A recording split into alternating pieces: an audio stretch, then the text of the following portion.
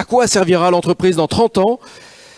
Véronique Angèle-Fribert tout à l'heure disait qu'il n'était pas aisé de voir dans 30 ans, puisqu'il n'est pas aisé de voir dans 2 ans. Mais Véronique, du coup, se réserve l'animation de cette conversation qui réunira Caroline Fayet, ethnologue, cofondatrice de Opinion Act, directrice générale du groupe GIN, spécialiste de l'influence digitale, coprésidente du club ADTEM des directeurs marketing, François-Xavier Petit, historien, anthropologue, enseignant à la Sorbonne, directeur général du Centre d'innovation matrice où nous sommes. Noémie Philippe, experte en création, animation, gestion de communauté, formatrice innovante, finaliste 2023 du concours d'éloquence 2023 organisé par Kilotoa. Aurélie Piette, économiste, bordelaise, chercheuse, enseignante à l'École nationale supérieure d'arts et métiers et à Sciences Po Bordeaux. Et Mélanie Berger, présidente du CJD France. Bonjour à tous, à monsieur, mesdames. Les micros sont devant vous ou étaient en dessous de vous. Véronique, vous avez, tu as 1 heure devant toi. Et si je serais complet, je serais complet si je rappelais quand même qu'à 11h. À 11h, il y a une Conf Kids. Alors ça, c'est seulement pour vous qui nous regardez en ligne. Une Conf Kids, vous allez sur forumchanger-d'air.fr, vous cliquez et c'est un atelier que vous n'avez probablement jamais vu. C'est réservé aux plus de 13 ans. Mais alors on m'a dit dans l'oreillette aussi que c'était peut-être interdit au moins de quoi ? Au moins de 40 tout le monde. Non, Ce sont 13 ans et plus, voilà. mais si c'est 77, ça marche aussi. C'est toujours très très les moins de 13 ans, pour le coup, ils ne comprendront pas tout. Mais Déborah Lebloas vous attend pour sa Conf Kids avec ses invités, bien sûr. C'est à 11h, c'est seulement sur le site. Véronique, c'est parti 1 heure. Merci Éloi. Alors on se tutoie finalement dans ce forum parce que ça fait longtemps qu'on se connaît tous et puis c'est difficile de dire vous quand on se dit tu. Prenez pas ça pour de l'entre-soi parce qu'on est entre nous avec vous aussi. Voilà. Donc on va parler d'un thème qui est très important, je crois, pour tout le monde. À quoi servira l'entreprise en 30 ans? Quels entrepreneurs demain? Pour quel modèle d'entreprise? Donc on sait aujourd'hui que la société attend énormément de l'entreprise. Elle attend à peu près tout, en fait, qu'elle trouve des solutions aux inégalités sociales, qu'elle préserve la démocratie, qu'elle contribue à l'épanouissement humain. J'essaie un autre peut-être. Ça marche? Voilà, merci, c'est pas grave. Alors, je prends celui-là. Bon. D'accord. On a des petits aléas du direct, comme on dit, c'est pas très grave. Donc, que l'entreprise protège aussi la biodiversité, qu'elle contribue à la cohésion sociale, à la souveraineté du pays, à faire briller la France dans le monde entier, et qu'elle protège aussi nos valeurs universalistes, hérité des Lumières, qu'elle soit éthique, qu'elle sache mener une cyberguerre et, si nécessaire, faire tout cela à la fois. Ça fait peut-être beaucoup pour une seule entreprise, mais cela interroge surtout sur son avenir, qui n'est pas perçu aujourd'hui comme à la hauteur des défis de ce début du XXIe siècle.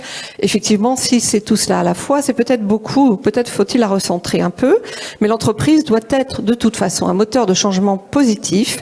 Elle doit être capable d'embarquer ses collaborateurs, ses clients, ses consommateurs pour contribuer, elle aussi, à améliorer le monde, à le rendre plus durable et à agir en accord avec les valeurs qu'elle prône, ce qui est parfois seulement du discours. Mais on verra que beaucoup d'entreprises, peut-être les plus petites, sont très actives pour faire des choses très positives. Alors, selon vous, à quoi ressemblera l'entreprise dans 30 ans? Et puis, à quoi vont ressembler les entrepreneurs? On parle de l'entreprise au sens large, hein, la grande, la petite, la moyenne.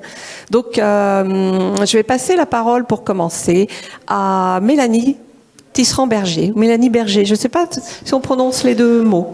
C'est tout le problème des femmes mariées, hein, cette espèce de truc là à l'intérieur. Je ne sais pas. Donc vous dites comme vous voulez. C'est Tisserand, c'est Berger, Tisserand-Berger, Berger-Tisserand. Ça n'a aucune importance. Alors, Mélanie. À vous, Mélanie. Alors, donc quand on s'est parlé sur cette entreprise dans 30 ans, moi j'adore déjà cette question. Parce que je trouve qu'elle permet tous les possibles. C'est-à-dire que là, maintenant, tout de suite, on vient de parler de nouveaux récits. J'ai trouvé que c'était absolument passionnant ce qu'on a entendu juste avant nous. Et en fait, comment est-ce que dans 30 ans, on va pouvoir se dire que l'entreprise, elle peut être absolument ce que l'on décide qu'elle soit, sans se figer sur les récits qui sont les nôtres aujourd'hui, Comment est-ce qu'on réinvente ces récits-là? Donc je trouve que la question elle est formidable, mais surtout ne rentrons pas. Tout à l'heure, Albert disait quelle valeur on garde? Aucune. Qu'est-ce qu'on garde d'aujourd'hui? Rien. Repartons. On a toute notre histoire, donc de toute façon, qui est là. Donc on va utiliser cette histoire-là, bien sûr, comme un creuset. Mais repartons d'une page blanche et allons-y. Réinventons tout. Moi, je suis hyper prête et je pense que j'ai un mouvement, je suis à la tête d'un mouvement qui est vraiment prêt à tout réinventer. Alors, on y reviendra tout à l'heure. Vous pourrez développer un petit peu ce on enlève tout, on recommence. Pourquoi pas? Après tout, on se projette dans 30 ans. Il sera passé beaucoup de choses d'ici là et l'entreprise sera peut-être déjà vertueuse, qui sait. J'aimerais bien que Noémie réagisse, puisque Noémie a réfléchi à l'entreprise idéale. Tu as participé à un concours d'ailleurs sur cette question-là. Donc, tu as sûrement des choses à dire aussi sur soyons fous, imaginons l'entreprise idéale. Merci. Bonjour tout le monde. Oui, j'ai participé à un concours où l'exercice était de me projeter dans le futur et d'imaginer l'entreprise que j'imaginais la plus idéale possible. Et moi, je rêve d'une entreprise connectrice, c'est-à-dire une entreprise qui crée le lien entre tous les acteurs de la société. Évidemment, on en demande beaucoup. Tu l'as dit, Véronique, on demande beaucoup à l'entreprise. Et en même temps, l'entreprise, c'est celle qui a et l'argent et le pouvoir pour l'instant. Et moi, je rêve d'une entreprise qui donne de nouveaux indicateurs de mesure. On va plus... aller valoriser les individus sur des mesures de rentabilité, d'argent, de vitesse, d'apprendre vite, de tout faire, d'être multi et en même temps très expert. Mais on va plutôt les valoriser sur leur qualité humaine. Vous avez entendu parler de l'importance des soft skills, des qualités comportementales et humaines, qui sous-entendent aussi l'intra, on en a parlé tout à l'heure, l'intrapersonnel, le retour à soi et la connexion aux autres. Donc valoriser des personnes qui vont à l'intérieur d'une entreprise connecter les autres, qui vont savoir avoir une vision très large pour connecter l'entreprise aussi dans son tissu économique et sociétal. Et ça, c'est une entreprise dont je rêve vraiment, et après on pourra rentrer dans les détails. D'accord. Alors, je vais passer la parole à... on est chez nous, ici, donc on oublie un truc, on le reprend. À bientôt, Albert. C'est très cool. Caroline Fayet, donc je pense que tu as des choses très intéressantes et qui décapent à dire sur l'entreprise et sur la vision de l'entreprise à 30 ans. Bonjour à tous, ça marche? Ouais. Oui, on t'entend. 30 ans, c'est beaucoup, oui. La question, c'est aussi quelle entreprise? L'entreprise en Europe, l'entreprise en Chine, l'entreprise aux USA.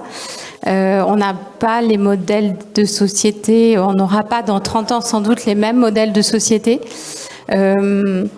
L'imaginaire nous inspire beaucoup pour justement, en tout cas les auteurs de science-fiction nous inspirent beaucoup pour tirer le trait de ce que vont être ces modèles de société dans 30 ans.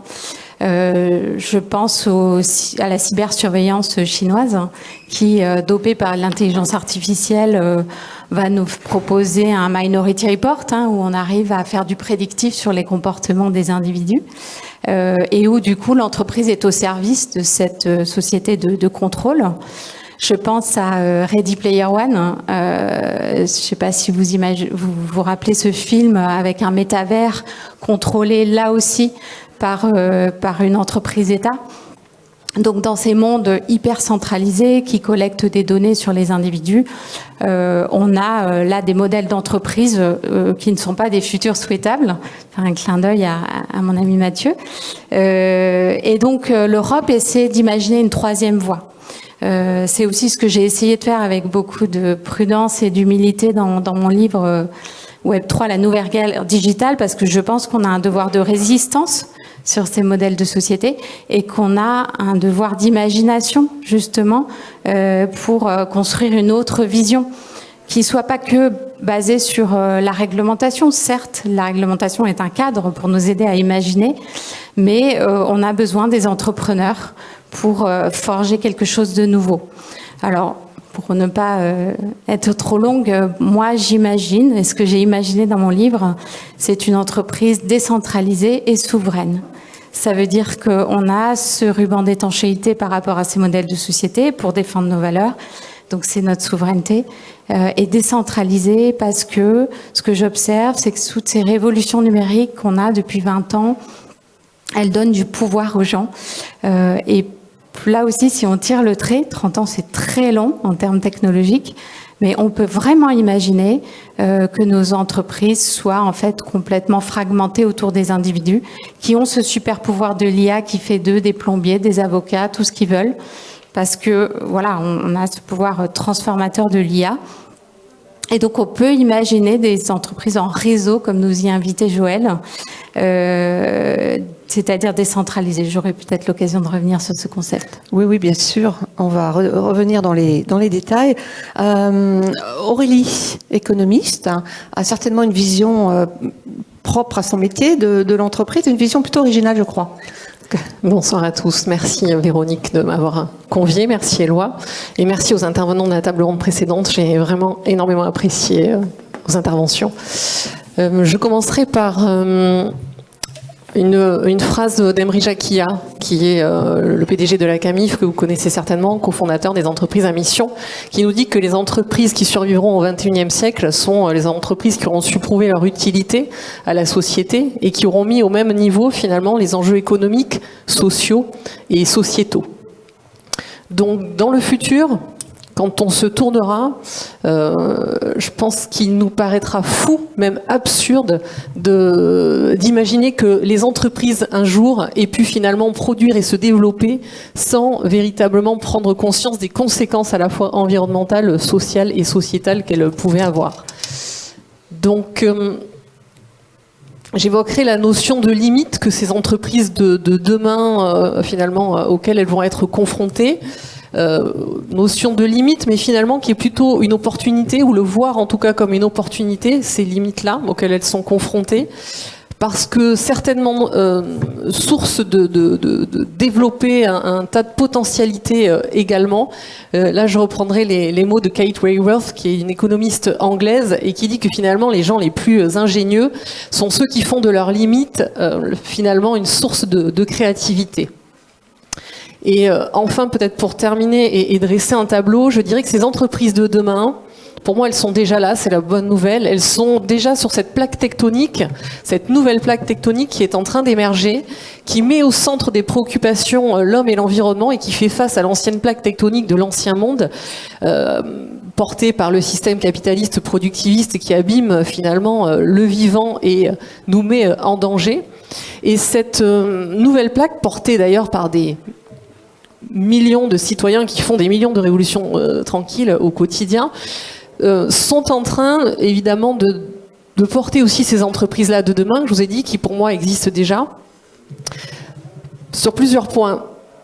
Premier, c'est que la finalité de ces entreprises de demain est en train de changer. On n'est plus focus sur le profit, bien sûr, l'aspect économique est important, mais au-delà de ça, il y a évidemment des objectifs au niveau environnementaux et sociétaux qui prennent aussi leur place aujourd'hui dans ces entreprises de demain. Donc une finalité qui est en train de changer, je fais bref. On le voit à travers l'engagement RSE, et ça partout dans le monde. On le voit à travers le développement des entreprises à mission également. On le voit à travers les entreprises qui sont labellisées B Corp. Donc ça, c'est sur leur finalité qui est en train de se réorienter, mais aussi sur leur mode de production qui devient plus sobre. Donc il y a un engagement de ces entreprises vers des modèles économiques, d'économie sociale et solidaire, d'économie de la fonctionnalité, de l'économie régénérative également. Et puis on voit des modes d'organisation qui sont en train d'évoluer aussi, des structures qui sont moins pyramidales et plus en réseau, vous l'avez évoqué, avec des styles de management plus orientés sur la confiance. Et sur l'innovation aussi, on est en train de voir apparaître ce qu'on appelle de l'open innovation. Donc pour moi, ces entreprises de demain, voilà, elles sont déjà là et elles sont en train de créer une nouvelle forme de richesse. Merci beaucoup. Alors François-Xavier Petit, ta vision, toi, de l'entreprise. Je pense que ça fonctionne, hein, on peut... Bon, pas grave. On va se comme prêter. Ça. Voilà. Alors, merci. Je pense que l'un des grands enjeux de l'entreprise à 30 ans, c'est pas nécessairement une vision extrêmement prospective et lointaine, mais c'est plutôt une question d'héritage.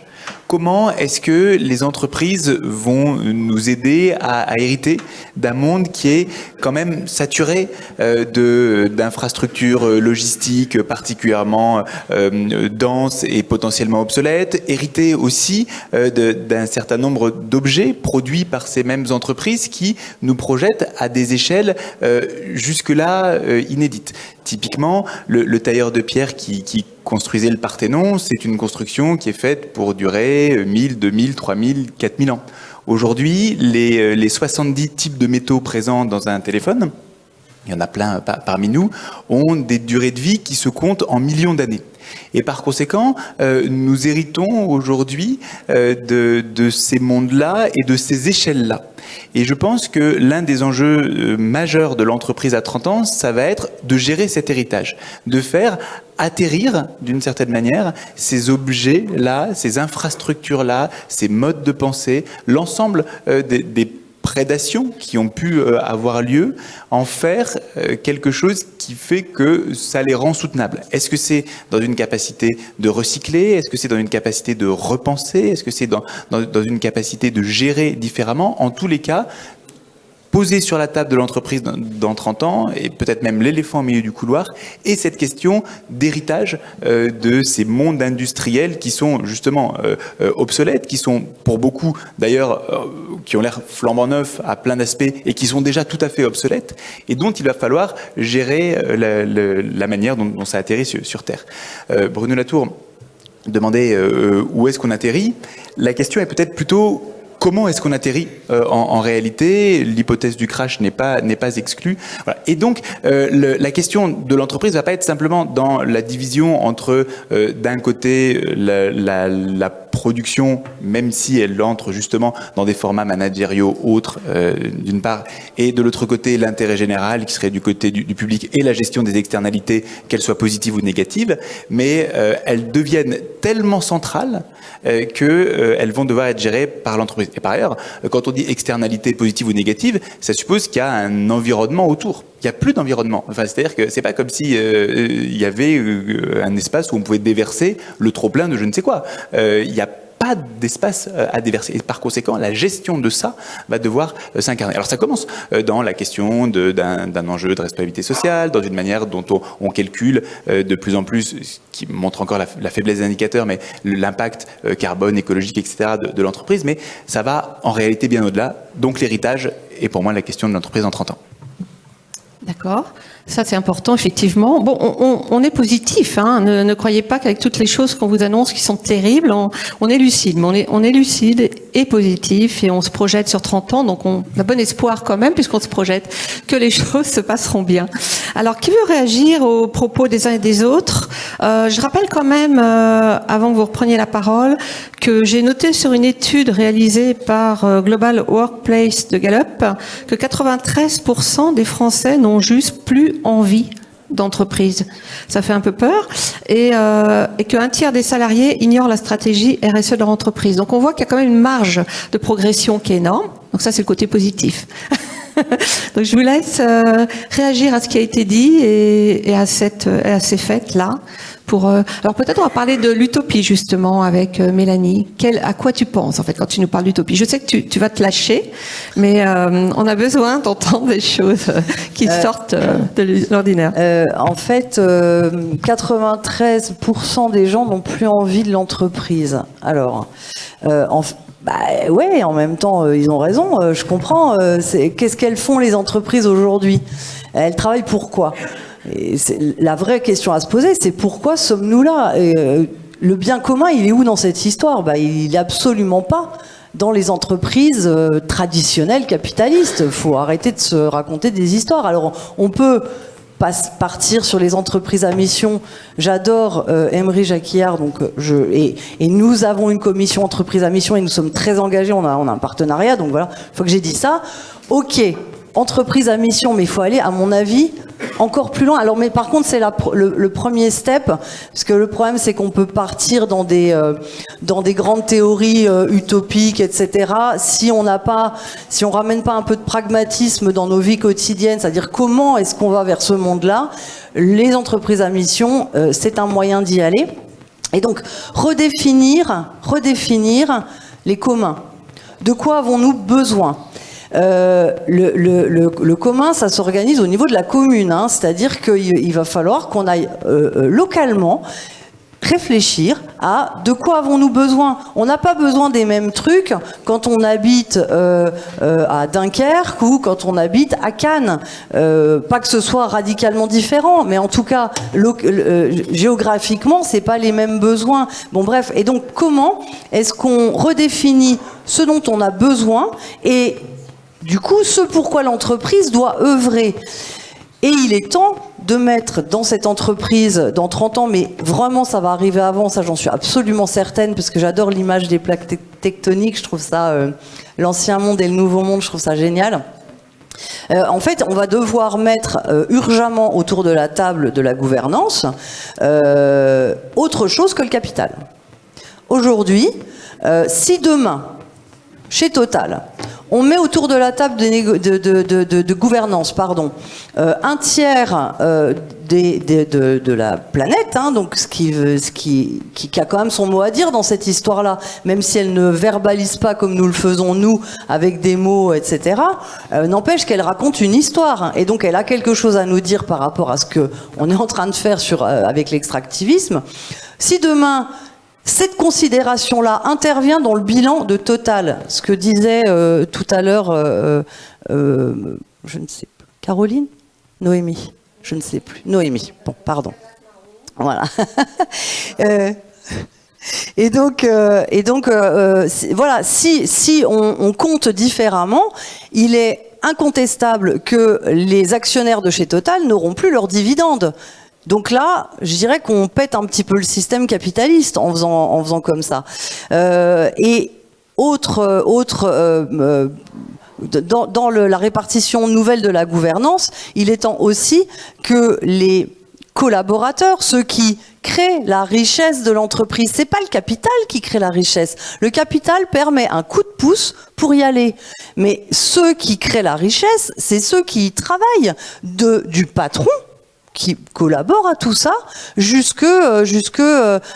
aux collaborateurs. Enfin, c'est toute une équipe de gens qui travaillent à ça. Et donc, c'est ces gens-là qu'il faut avoir autour. Donc, vraiment, le vrai travail, quoi, la vraie vie, en fait. La vraie... voilà. Qui veut réagir? Caroline, Noémie, je pense, dans un premier temps. Caroline? Oui. Oui, je voulais rebondir sur cette idée de réinventer une gouvernance dans une nouvelle forme de capitalisme, parce que le Web 3, peut-être en avez-vous entendu parler, avec les crypto-monnaies, le Bitcoin. Évidemment, j'enlève l'aspect spéculatif du sujet. Ne me posez pas la question de l'impact environnemental, c'est pas le sujet. C'est plutôt sur ces nouveaux modèles de société ou de business model que la technologie amène, parce qu'il peut y avoir du positif à cette fragmentation de l'humanité en individualité dont on parlait tout à l'heure, parce que derrière ces individus, investir en fait via des tokens. Des tokens, qu'est-ce que c'est? C'est des droits de propriété sur un projet commun. Et sur lesquels on a aussi un droit de rémunération comme du capital, sauf que c'est fait au niveau d'un individu. On peut dire peut-être le capitalisme du pauvre, hein, qui peut investir dans un projet qui fait du sens pour lui et sur lequel il va pas seulement mettre son argent, il peut mettre aussi son apport en nature parce qu'il décide que ce projet-là fait du sens pour lui. Par exemple, on a des projets Web3 sur la santé aux États-Unis, où des chercheurs qui n'arrivent pas à se faire financer leur projet de recherche vont mettre leur projet en NFT, donc des tokens, et dans lesquels les patients, parce que justement c'est un sujet sur lequel eux, ils veulent qu'il y ait des progrès médicaux, ils investissent dedans. Ils peuvent investir de l'argent, ils peuvent investir de l'énergie à promouvoir ce projet sur les réseaux. Là, les réseaux prennent aussi une résonance positive parce qu'ils vont en faire la promotion. Donc, ils vont et ces communautés-là, on appelle ça des DAO, Decentralized Autonomous Organization. Il y en a des très vives et qui apportent une solution technologique à cette transdisciplinarité dont on parlait tout à l'heure. Faire travailler ensemble des scientifiques, des patients, des artistes. On a, par exemple, Uniswap, c'est une communauté, une DAO, qui travaille autour de la finance décentralisée. Et dedans, il y a des chercheurs, des formateurs, voilà, une grande variété de profils et qui chacun apporte sa pierre à l'édifice. Ce qui est très important, c'est que ce Web3 veut corriger aussi une forme d'opacité des mondes technologiques qu'on a connus jusqu'à présent et de prédation aussi économique, où vous savez, si c'est gratuit, vous êtes le produit. On est dans un monde où seule la data, finalement, avait de la valeur, la donnée sur nous, et cette donnée a été monétisée. Le Web3 veut apporter un autre modèle économique où, en fait, quand un projet Web3 est lancé, on présente à l'avance la répartition des richesses, la création de valeur. C'est 15% pour l'infrastructure technologique, c'est 10% pour rémunérer la promotion de ceux qui y contribuent. C'est-à-dire, on sait à l'avance qu'on va gagner. Donc on est très très loin des projets à la Meta, à la Amazon, où à la fin il n'y en a toujours qu'un qui gagne. C'est la plateforme centralisée. Donc je rebondis dessus parce que bien sûr c'est balbutiant, mais rappelons-nous les banques ont 1000 ans, le Web3, le blockchain a 10 ans, et si on se projette à 30, on peut clairement imaginer que ce soit une alternative au modèle d'entreprise qu'on connaît, parce que si 72% des jeunes croient dans la crypto, bien sûr, pour l'appât du gain, l'argent facile, et ils se jettent tous dedans parce qu'ils veulent un peu monétiser leur temps différemment de leurs parents qui vont au boulot tous les jours et un peu, vous savez, comme la rat race, la course du rongeur dans sa cage, c'est comme ça qu'ils nous voient, nous, parents. Eux, ils ont envie de monétiser leur passion, leur savoir-faire. Et l'IA leur apporte des super pouvoirs, je vous le disais par rapport à ça, puisque tout devient un peu accessible grâce à l'intelligence artificielle, grâce à ChatGPT qui leur répond sur n'importe quel sujet qu'ils connaissent pas. Et donc eux, ils sont certes l'appât du gain, mais ils voient aussi pour eux que ces entreprises vont sauver le monde. Ils ont ce slogan dans les communautés financières, c'est « Fix the money, fix the world ». Ils ont cette certitude que c'est par l'argent qu'on va changer le monde et ils n'ont pas tort. C'est comme ça que ça s'est quand même un peu passé ces derniers millénaires. J'aime assez ce côté optimiste. C'est intéressant parce que je l'ai pas dit, je le gardais pour la fin, mais il faut le dire maintenant parce que là, il y a une telle dose d'anxiété dans l'espace depuis quelques années. Les jeunes sont assez optimistes en fait. Vous avez peut-être vu passer une étude qui a été publiée dans The Conversation. Je le dis sans l'accent. Et en fait, plus de 70% des jeunes croient en l'avenir, pensent qu'ils vont changer le monde et ont des attentes qui ressemblent fort à celles de leurs parents en réalité et aux boomers qu'on décrit tant. Mais ils ont envie d'avoir plus de sécurité matérielle pour pouvoir être autonomes, ce qui veut dire être adulte chez eux, et puis pour pouvoir agir aussi sur le monde. Donc moi, je trouve que ça, c'est plutôt positif. Après, ils sont aussi pas mal concernés par les grandes transformations et même en premier. Et veulent changer, améliorer les choses, la biodiversité, l'environnement, etc. Alors, qui veut réagir? Il y a eu beaucoup de choses dites, notamment, on en reparlera de l'IA tout à l'heure, parce que je pense que l'IA va beaucoup se développer, vu son développement exponentiel déjà maintenant.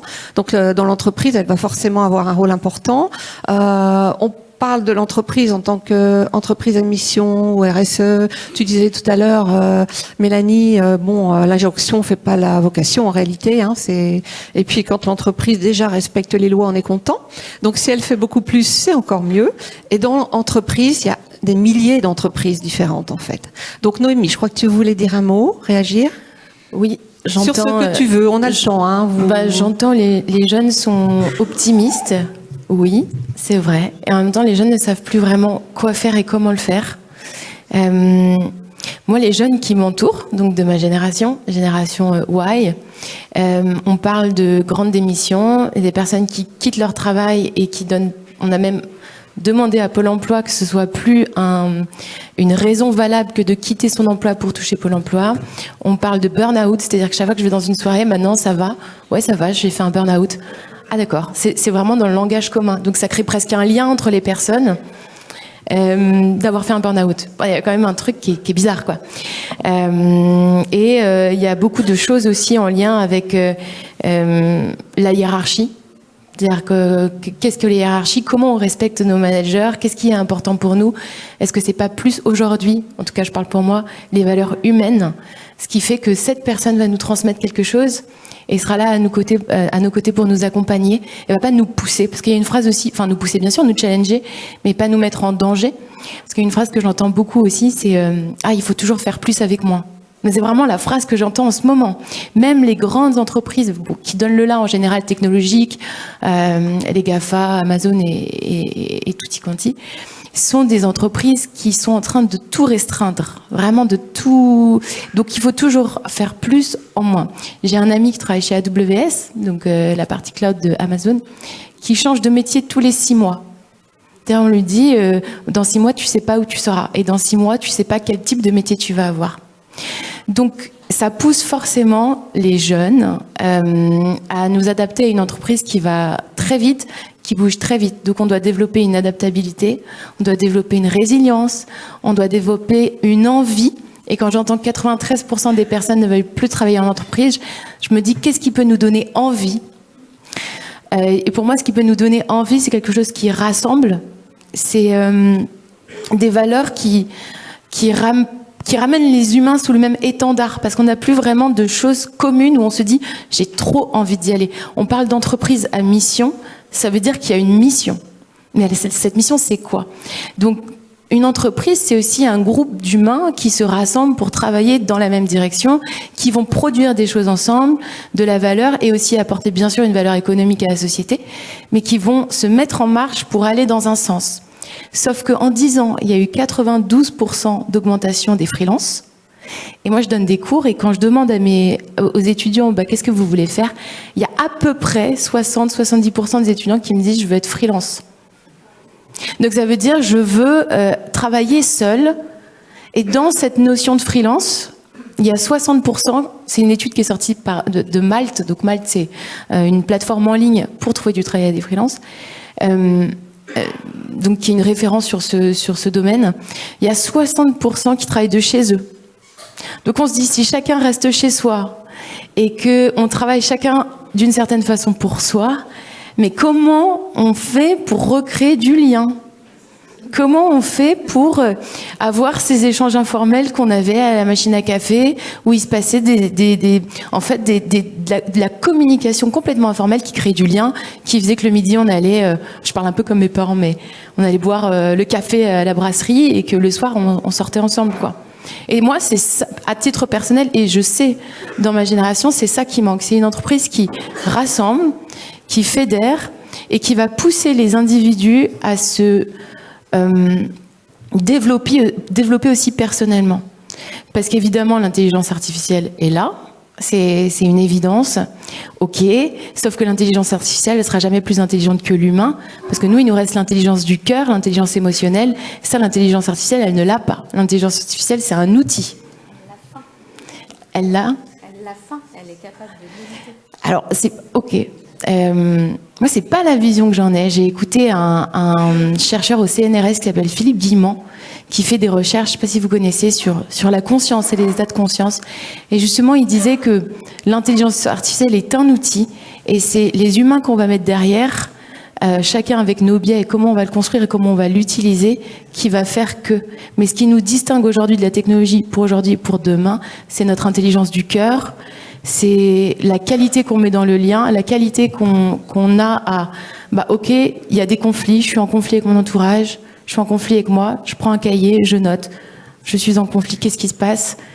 Donc d'abord, on fait un travail sur soi, et puis ensuite, comment ça se passe dans l'entreprise ? Donc c'est une intelligence humaine, de coopération et de lien. Moi, c'est ça auquel je crois. Alors, ce que je note dans ce que tu viens de dire, c'est qu'il y a 60% de gens qui veulent être freelance, mais il y en a 92% en réalité. Donc, il y en a 32% qui n'ont pas envie du tout de l'être et qui le sont quand même. C'est ce que j'ai compris tout à l'heure. Il y a une augmentation de 92% des freelances sur 10 ans. Oui, mais qu'ils voulaient l'être ou qu'ils le sont parce que beaucoup n'ont pas le choix aussi. Alors dans l'étude, il y en a très peu qui le choisissent pas par choix.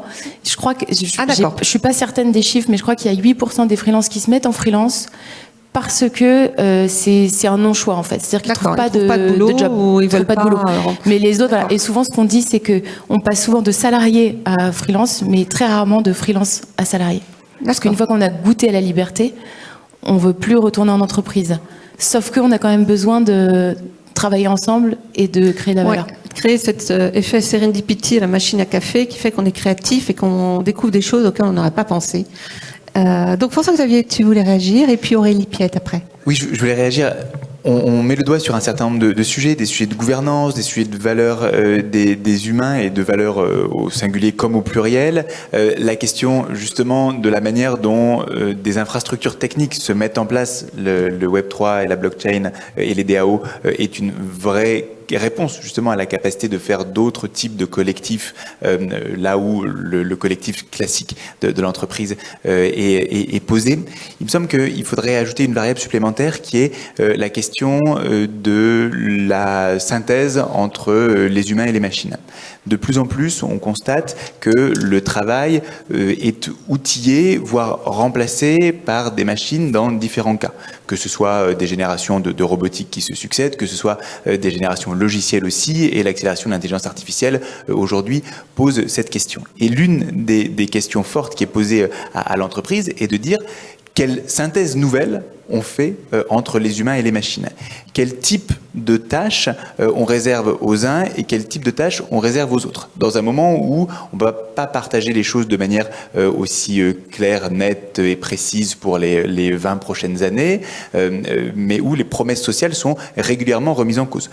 On a tous vécu sur une promesse sociale qui était de dire ne vous inquiétez pas trop, les machines vont venir automatiser des tâches de bas niveau et un peu pénibles et rébarbatives pour laisser aux humains les tâches à haute valeur intellectuelle ajoutées. En quelques mois, les graphistes ont vu que c'était pas le cas, les planificateurs ont vu que c'était pas le cas, beaucoup de médecins ou de juristes sont en train de comprendre que c'est pas exactement le cas. Et donc, cette question, elle est posée. Et l'une des tâches majeures de l'entreprise va être justement de redéfinir cette vision de l'automatisation. Qu'est-ce qu'on fait de cette automatisation? Où est-ce qu'on met les humains? Comment est-ce qu'on est capable de les augmenter? C'est pas un pour ou contre la technologie. L'enjeu n'est pas du tout ici. La question est de dire qu'est-ce qu'on en fait? Comment est-ce que le médecin, outillé par les progrès de l'intelligence artificielle qui sont capables de synthétiser beaucoup plus vite la connaissance médicale, le médecin a justement le temps et la possibilité d'avoir un autre type de contact et d'interaction avec son patient. Ce qui pose plein de questions, y compris sa formation.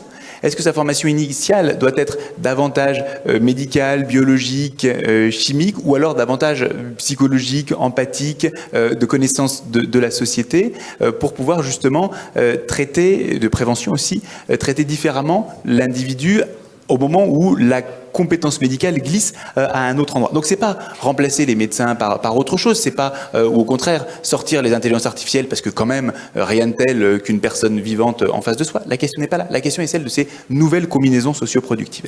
Et l'entreprise devra y répondre à la fois pour des enjeux économiques évidents, mais aussi dans une perspective de pouvoir intégrer les forces vives qui se posent toutes les questions posées. Et donc c'est autant un enjeu d'organisation, et là encore l'exemple du Web3 est vraiment pertinent, qu'un enjeu de combinaison homme-machine, avec toujours cette ligne de crête extrêmement forte d'une IA qui remplace ou d'une IA qui augmente.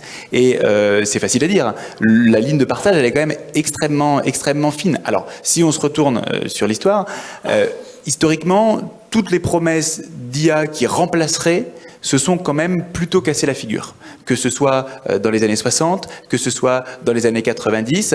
Alors, on peut toujours dire, cette fois-ci, ce ne sera pas le cas, et c'est possible, mais en tous les cas, le devoir des entreprises va être de penser des objets technologiques qui augmentent et qui ne remplacent pas, y compris pour aller rechercher les humains qui aujourd'hui se posent des tas de questions. Et c'est quand même un sacré défi intéressant.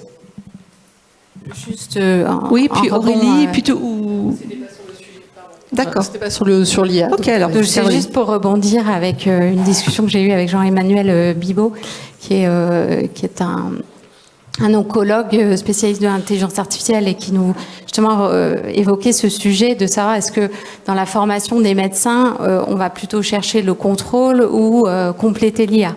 Le contrôle parce qu'aujourd'hui on a des médecins qui sont formés en anatomie, un radiologue par exemple, et qui sait justement encore contrôler ce que va générer l'IA comme diagnostic. Donc on peut se dire c'est la meilleure alliance de l'humain et de l'IA, et ça c'est rassurant pour nous, mais c'est rassurant parce qu'on a été éduqués encore sans IA. Mais imaginons dans 30 ans, en fait, si l'anatomie n'est plus enseignée en médecine parce que en fait l'IA fait très très bien l'analyse d'une radio, eh bien on n'aura plus cette capacité de contrôle. Et là, on perd le pouvoir par rapport à la machine. L'autre sujet, c'est on se rassure en se disant mais nous on a l'intelligence émotionnelle. Pardon, je voulais juste apporter une nuance à ça parce que c'est vrai, mais d'un autre côté, l'IA feint parfaitement l'empathie. L'humanité, elle l'a feint, elle ne sait pas, elle ne ressent rien bien sûr. Mais il y a une étude qui montre que des patients exposés à l'IA aussi dans une phase de diagnostic ont trouvé l'IA plus empathique que leur médecin. Donc on peut se dire on va les former à ça, mais on pourrait penser aussi qu'on avait cet atout-là assez naturellement et qu'on n'a pas su l'exploiter. Donc c'est pareil pour les managers. Combien de fois j'entends que le problème du manager, c'est son manque d'empathie, c'est le petit chef, etc.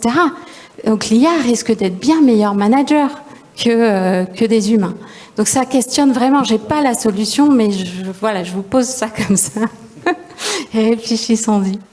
Donc, je voulais faire un pas de côté du coup par rapport à ces sujets sur la techno, revenir sur le rôle finalement de l'entreprise et de son évolution, en prenant un petit peu de recul et de hauteur aussi, finalement. En observant que l'entreprise aujourd'hui elle est complètement adaptée à la vision du monde qu'on a, dans laquelle nous sommes rentrés à l'époque de la modernité, mais je pense que les historiens en parleront mieux que moi certainement aussi, avec une vision finalement froide, très matérialiste du monde, très quantitative, avec évidemment le mesurable, le quantifiable, le vrai qui prend finalement toute son ampleur par rapport au bon, à l'éthique et la morale. Et il faut que dans cette entreprise de demain, eh bien, elle reprenne, j'allais dire, quelque part son âme, du sens, son cœur et du cœur aussi, effectivement, et ça rejoint ce que vous dites de façon finalement plus concrète et plus terrain, si je puis dire. Et la bonne nouvelle, de la même façon, c'est qu'on est en train de percevoir à grande échelle que la révolution scientifique qu'on vit à travers la physique quantique nous montre une toute nouvelle vision du monde dans laquelle nous sommes en train d'entrer, où finalement on voit plus le monde comme une machine et comme un mécanisme, mais plutôt comme un organisme vivant où tout est relié et interdépendant. Donc on rentre aussi dans cette finalement nouvelle dynamique, et c'est ce qui porte aussi cette plaque tectonique dont je parlais tout à l'heure. Qui veut réagir ? Ou aborder un autre point sur l'IA notamment. Alors on peut peut-être revenir, puisqu'on parlait de l'IA, on parle, moi j'en parlais tout à l'heure dans mon ouverture, mais on parlait des entreprises prédatrices, celles qui se battent pour contrôler finalement nos cerveaux et nous obliger à ne passer que par elles. Est-ce qu'il y aura d'après vous une possibilité qu'elles aient finalement disparu ou laisser de la place à d'autres ? Comment on va faire pour échapper à leur fourche codine, c'est vraiment comme ça qu'on peut le nommer. Est-ce que vous avez une réponse à ça, une idée ? Comment vous imaginez ça en fait, les batailles, la Meta, Google, Microsoft, tout ça c'est la troisième voie dont je parlais tout à l'heure. En Europe, on essaye d'imaginer autre chose que ces entreprises, ces totalitarismes, soit d'État, soit de GAFAM comme aux États-Unis, de cybercapitalisme. La question, c'est du coup c'est la question des données qu'en fait on va avoir à l'avenir, parce qu'en Europe on a fait le choix de limiter l'accès aux données avec RGPD. Ça va limiter nos capacités d'innovation dans l'intelligence artificielle, parce que vous savez, le carburant de l'IA, c'est la data. Et justement, par exemple, sur le sujet du diagnostic du cancer, les médecins peuvent pas travailler avec des cohortes de patients européens. Ils n'ont que les données américaines parce que RGPD limite la collecte de données. Je travaillais sur un sujet d'éveil à la science des jeunes. On veut faire des cohortes de classe pour évaluer l'exposition aux sciences et voir si, suivant les formats, on arrive à avoir plus d'impact dans le choix des spécialités scientifiques. On ne peut pas collecter des cohortes d'élèves à cause des RGPD. Donc ça va mécaniquement réduire notre capacité d'innovation en IA en Europe. Alors, mais en même temps, je me dis, on fait ça parce que justement, nous, on veut pas faire comme les Américains et les Chinois. On veut pas de cette capacité des algorithmes, de nous segmenter de façon comportementale et de nous cibler, de façon incitative ou coercitive dans nos actions. Ça veut dire que, comme on est quand même en Europe et qu'il y a une forme de liberté, s'il n'y a pas ces innovations européennes, et c'est ce qui se passe sur la recherche en santé, le temps qu'ils obtiennent les autorisations du Health Data Hub pour utiliser justement ces données-là, eh bien, il y a un concurrent américain ou chinois qui a déjà identifié l'innovation. Donc, on va prendre du retard. Et comme on est dans un pays de liberté, on va s'emparer quand même des IA américaines et chinoises, nous, européennes. Ça veut dire que, et derrière ces IA, elles sont pas innocentes, elles sont pas neutres. Elles ont été entraînées forcément sur une forme d'idéologie chinoise, américaine, etc. Donc on a longtemps parlé du soft power américain pour inculquer une forme d'idéologie capitaliste dans la tête des individus, le bien, le mal. Et qu'est-ce que ces IA vont nous inculquer ? C'est la question. Et si elles nous inculquent quelque chose, quelle est notre liberté d'action par rapport à ça ? Comment on va... Donc, tu vois, cette question d'entreprise prédatrice, il faut revenir finalement à la base de comment on fait pour faire émerger des innovations qui justement sont basées sur des données et autour de transparence d'algorithmes auxquels on adhère. Face à des IA on n'est plus sur un soft power, on est sur un pouvoir silencieux, puisqu'on ne le voit pas. Mais nos enfants qui utilisent ChatGPT pour faire leurs devoirs, quelle est la vision de l'histoire qui leur est donnée, la vision de la philosophie politique, etc. Et ça, on ne sait pas. Sur cette problématique de l'IA, certes, mais aussi, enfin, j'entends aussi des réseaux sociaux et de ce que ça fait, pas tant sur nous. Je pense qu'on s'en sort pas trop mal, mais sur nos enfants, moi, je suis complètement épouvantée par le phénomène de on scroll. Et alors, il y a un livre qui est hyper bien fait à ce sujet-là qui s'appelle Hooked.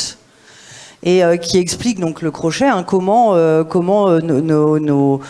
les gens, de façon générale, d'ailleurs pas que les enfants, se font complètement crocheter par les réseaux sociaux et que les algorithmes sont fichus. Donc là, on revient sur l'intelligence artificielle, mais comment les algorithmes sont faits pour que dans les 10 secondes, l'individu qui scrolle obtienne ce qu'il est venu chercher, c'est-à-dire quelque chose sur lequel il va rester plus de 3-4 secondes. C'est un truc totalement lunaire. Et là où il me semble qu'il y a un combat politique à mener, mais comme partout, mais au-delà de ça, il y a une vision systémique à avoir du problème. C'est-à-dire que si on continue à envisager l'individu comme un être vivant qui va se retrouver dans une salle de classe fermée, puis ensuite va travailler dans des boîtes. Il faut vraiment qu'on arrête d'utiliser ce mot de boîte pour les entreprises. Hein. Moi-même, je le fais, donc bon, voilà. Mais et puis on finit dans une boîte. Voilà, la boucle est bouclée. L'humain vit dans une boîte. Et donc, si rapidement, là, tout de suite, là, maintenant, et ça, on peut le faire. Hein, on commence à mettre les gamins dehors. Les gosses, 5 jours par semaine, ils sont enfermés dans une salle de classe. Si on les met dehors, mais majoritairement, c'est-à-dire qu'il ne faut pas qu'on se dise non, on les met une demi-journée dehors. Non, mais ça, ils le font déjà en EPS. Mais si on dit, il y a 2 jours par semaine, quoi qu'il arrive, ils sont à l'extérieur, quel que soit le temps, mais les gamins, ils vont être super heureux. Et en fait, ça fait une espèce d'effet génial. C'est-à-dire que quand on les voit scroller, on se dit, ils sont foutus.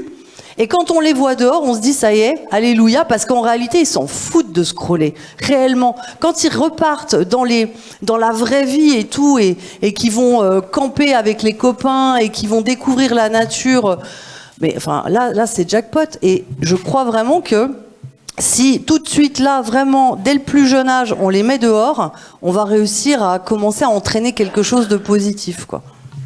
Oui, leur éviter de scroller dès qu'ils s'ennuient, en fait. C'est ce qui ressort avec TikTok, notamment, dont on parle beaucoup, sans parler des questions de désinformation. Enfin, là, on parle de la data, et c'est un autre sujet. Mais c'est vrai que c'est aussi un sujet passionnant. François-Xavier, tu voulais réagir? Peut-être un mot par rapport à la question, puis je ferai du coup le lien avec ce que Mélanie vient de dire. Sur le...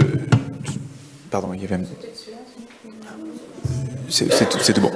Sur justement la compétition internationale qui est en train de se jouer, oui, il y a sans doute une responsabilité des entreprises dans le choix des infrastructures qui sont les leurs et dans la manière dont elles ont toutes basculé sur des types d'infrastructures très majoritairement américains, un peu chinois d'une certaine manière, et qui en effet sont loin d'être neutres par plein d'aspects. Faites un test, demandez à ChatGPT qui a inventé l'avion. Alors, si tant est qu'on puisse dire, mais si on est français, on dirait plutôt autour de Adair. Si on est du monde anglo-saxon, on dit c'est peut-être les frères Wright. Voilà. Si on vient du Brésil, on dit non, plutôt Santos Dumont, etc. Voilà. ChatGPT donne une réponse à ça, c'est les frères Wright. Il est nourri d'un imaginaire et de données qui, en effet, viennent d'un monde à proprement parler. Et donc, c'est la question de la vérité, non pas que l'on peut trancher comme telle, parce qu'on sait que toute invention scientifique est en fait un échange d'informations, d'acteurs qui se parlent, qui se regardent, qui se copient, qui se concurrencent. Et donc, ça tombe pas à un moment comme la pomme sur la tête de Newton, qui d'ailleurs jamais tombé sur la tête de Newton, mais que en réalité, ce sont des aires culturelles qui portent des influences. Et il en va de même pour les infrastructures techniques et technologiques qui sont les nôtres, avec la possibilité aussi de le retourner. Oui, le risque est que les intelligences artificielles les plus rapides soient chinoises et américaines parce que les législations et les régulations sont plus faibles.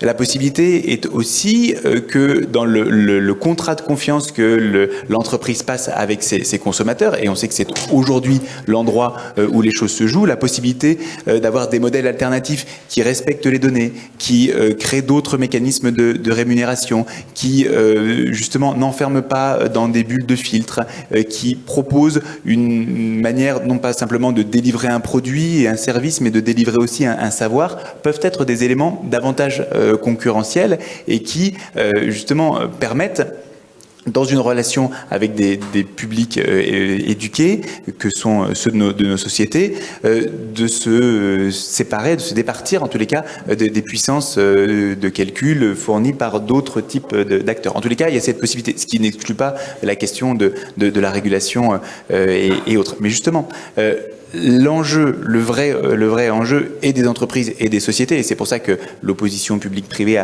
a plus grand sens, est de faire monter la culture technique et de permettre aux uns et aux autres, qu'ils soient du côté de l'entreprise ou du côté du consommateur, et finalement on est systématiquement des deux côtés, de comprendre ce qui se joue dans les systèmes technologiques qui sont face à nous. C'est-à-dire qu'il s'agit moins d'apprendre aux gens à coder que d'apprendre aux gens à décoder, en réalité à comprendre ce qui se joue en vrai dans la technologie, car les entreprises ont besoin de consommateurs bien plus éduqués pour comprendre ce qui se passe, et les consommateurs ont besoin d'entreprises qui maîtrisent aussi les outils technologiques qui sont les leurs, ne serait-ce que pour pas aller là où l'algorithme apprend et qui n'est pas nécessairement l'endroit où on veut aller. Il y a en ce moment toute une polémique autour de l'algorithme de la CNAF qui ciblerait dans sa traque des fraudes les plus pauvres. C'est pas du tout l'intention initiale de la CNAF, et pourtant c'est aussi une forme de direction que peut prendre l'algorithme s'il n'est pas contrôlé par une autre approche. C'est cet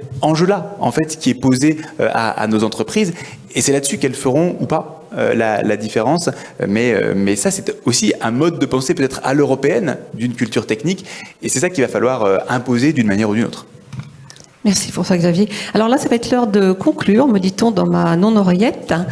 Si chacune veut terminer par une minute, à quoi servira l'entreprise en 30 ans, donc, si tant est qu'on puisse l'imaginer aujourd'hui. Alors, Mélanie, on va commencer mais, oui, voilà, dans ce sens-là. Donc, l'entreprise dans 30 ans servira à nourrir les besoins, nourrir le bien commun. Voilà. Du coup, c'est court. Voilà. Aurélie. Moi, ça m'inspire une conférence à laquelle j'avais été invitée où le sujet avait été, donc faut-il détruire ou réformer le capitalisme. Donc, ça faisait un peu sens sur la finalité des entreprises aussi et de ce qu'est la notion de capital et de capitalisme.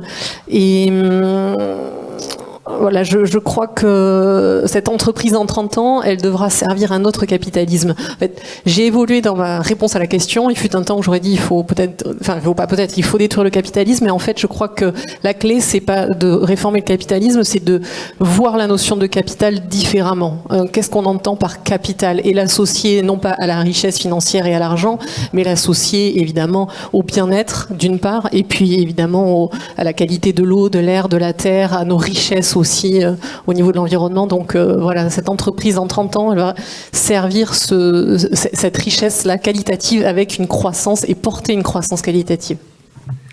Noémie? Moi, je suis encore en bug sur l'IA qui est plus empathique qu'un médecin. Ah, bon allez, on va oublier ça. Dans ma tête, ça résonne. Dans 30 ans, elle le sera peut-être. De fait, j'aimerais qu'une entreprise... j'aimerais qu'une entreprise nous valorise en fait nos compétences humaines réellement.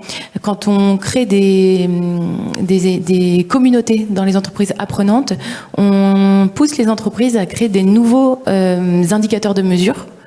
Donc, dans une communauté, combien il y a d'échanges par jour, combien il y a eu de connexions entre les personnes, combien il y a eu d'événements qui ont fédéré, quelle est la capacité d'autonomie et d'activité de la personne dans une communauté. Il y a vraiment des communautés qui se développent, qui créent des entreprises apprenantes. Ça, c'est une chose vraiment que j'aimerais pour dans 30 ans, que ce soit une mission autour d'une communauté où tout le monde va dans le même sens. Et dans mon ancienne entreprise, on était actionnaire majoritaire en tant que salarié. Donc on détenait 55% du capital. Donc évidemment, quand on se dit qu'on arrive dans une entreprise, on a une part du capital et que on contribue à quelque chose qui nous appartient en majorité, forcément, ça crée aussi quelque chose d'assez positif dans l'état d'esprit. Donc c'est de ça dont je rêve, d'une entreprise qui crée du lien et qui va rendre l'invisible aussi visible, toutes ces choses qui aujourd'hui ne sont pas regardées, allez les regarder, y mettre des indicateurs, puisqu'on ne peut pas améliorer ce qui n'est pas mesurable, et aller de l'avant grâce à des choses qu'on voit, qu'on rend visibles, et auxquelles on donne de l'importance. Et ces choses-là, on donne peut-être pas suffisamment d'importance aujourd'hui. D'accord. Un beau message. Caroline. Merci.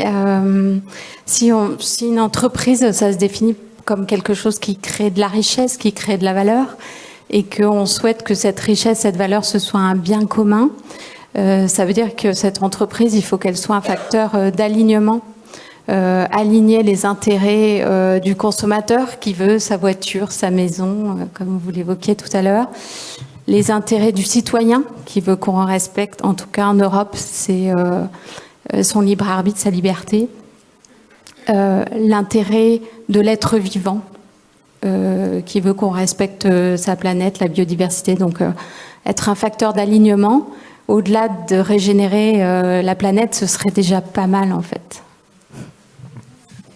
Et François-Xavier, le mot de la fin? Voilà. Non, le mot avant la suite, justement. La nouvelle donne numérique est d'abord une nouvelle organisation et distribution des savoirs.